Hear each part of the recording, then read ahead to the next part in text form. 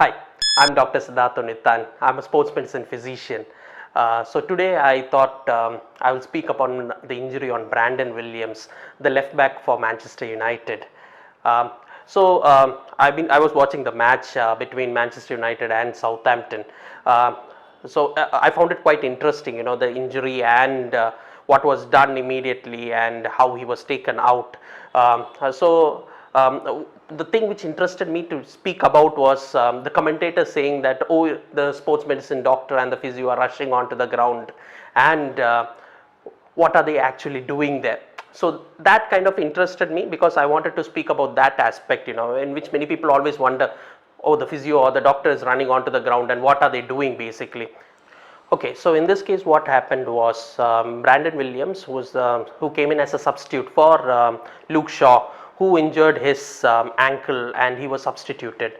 Um, so both Brandon Williams and Kyle Walker from Southampton, both of them went for the ball, as you can see in the video, and they had a head-on collision, and immediately both of them fell down. Now what interested me was basically Kyle Walker just collapsed over there, and he just was unresponsive immediately. It looked like that for me, while Brandon Williams kept on rolling around. So as a sports medicine doctor, what I look is for the unresponsive one, like he's not responding at all, he does not look like he's moving. So that is much more worrisome for me. But immediately you can see his teammates and the referee calling for the team doctor and the team physio to rush over, and they come running over, and they immediately look at the players who are down. What was most interesting was Kyle Walker, after some time, within 5 minutes, he gets up and starts walking, while our Brandon Williams kept on rolling around and he was not allowing to examine much. So for me, first initially I thought that it must be a head injury. There must be something going on, this thing. But then I could see quite a bit of bleeding which was occurring, and that could have been because of the contact, and a laceration might have occurred. He was immediately substituted, means not substituted, he was taken out of the game because they could not control the bleeding a little bit, and there was swelling, it seems, and he might have some form of concussion also. So immediately they brought him out, and Manchester United played with 10 men, and unfortunately they lost, which saddened me quite a bit because I am a Manchester United fan. So now coming to the injury. So basically what as a team doctor, what you have to do is always you look out for the injury, what type of injury. So always we in the sidelines always look at the whole game. We see if anybody is falling down, how is the injury occurring, because the mechanism matters for us. Now there are two ways which we enter into the ground. One, if the referee calls us, then only we can enter into the ground. The other one is if there is a sudden collapse. Without any contact, he collapses, then immediately we can enter the ground without any question at all. That is a very worrisome fact, because that is an endangerment to the life. So immediately what we do is that once an injury occurs onto the head and neck, basically in case of Brandon Williams, you would have seen the team doctor goes and stabilizes the head and neck first, because that is the most important. Because if it was a neck injury, if the neck is injured, then you have to stabilize it, otherwise it will worsen the injury. Second, what we do is that we check for airway, breathing and circulation to see whether he is breathing normally, their circulation is proper, his airway is patent, that is he is able to take his normal breath. Now the next thing after that, we check for if he is good, we check for response. Immediately we tap him, we call his name, he is responding, that's a good sign for us. And then we ask him to wiggle his fingers and hands and legs, so to see whether there is movement. If there is movement, that's also a good sign. If there is no movement, that means we have to immediately shift him, because there may be a spinal injury which is not allowing him to move at all. After that, what we do is that we check for any bleeding. Along with it, we will be checking also for any bleeding. We see for the source of bleeding, whether it is an arterial bleed or a venous bleed or just a lacerated bleed. So according to the type of bleeding, we give pressure and we try to stop the bleeding as such. So now the athlete is responsive, he is moving his hands and legs. So what we do next is we check for concussion. So in concussion, usually what we try to do is that we make them recall things.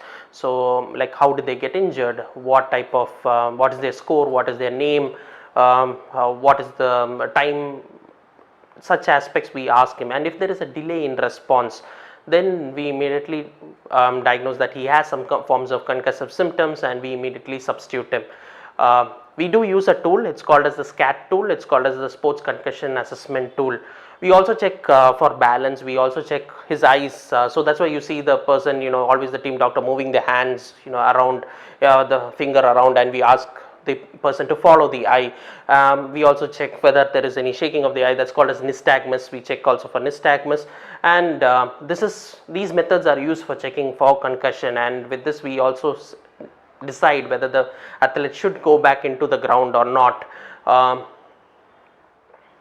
So in the case of Brandon Williams, basically he had a gash, means a lacerated wound around his eye, which caused severe bleeding.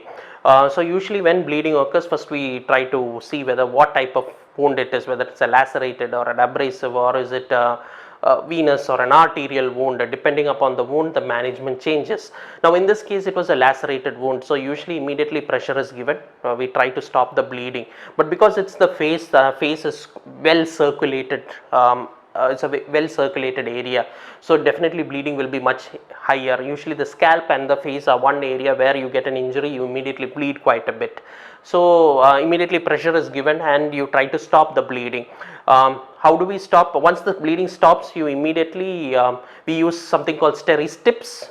You can see the picture over there, the steri-strips, and that is what we attach. You will see some white color pins which are being attached over there. That's reduces the wound. Now the wound is quite big. In those cases we might even suture sometimes, or we use a bandage and we give immediate pressure and we allow the person to return to the game. But in most cases steri-strips will do, and there are other things which you can use, something called derma bond.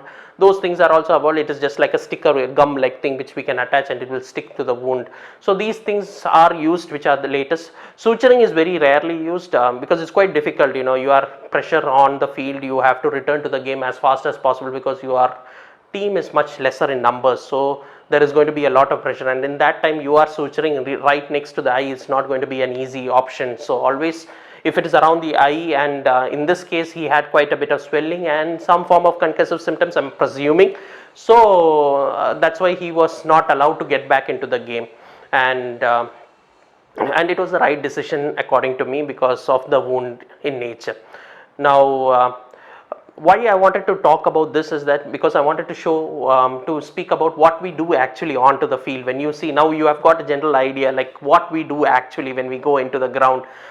Sports medicine physicians are trained a little bit different. We are during our course we are trained about injury management, on-field management, how to manage it in an emergency situations. We are trained also in advanced cardiac life support, so that we know what is to be done immediately to stabilize him and send to the ground, to the hospital, so that for further management. So this is quite an interesting video, so I thought that I'll explain a little bit about the injury to Brandon Williams and hope he returns back. He'll be returning back, I'm soon, within Sunday's game, I'm presuming. So hopefully by that time he should win because it's against Chelsea. So thank you for watching this video. If you've got any comments, please do comment below, and do subscribe if you have enjoyed this video, and thank you again for watching this video.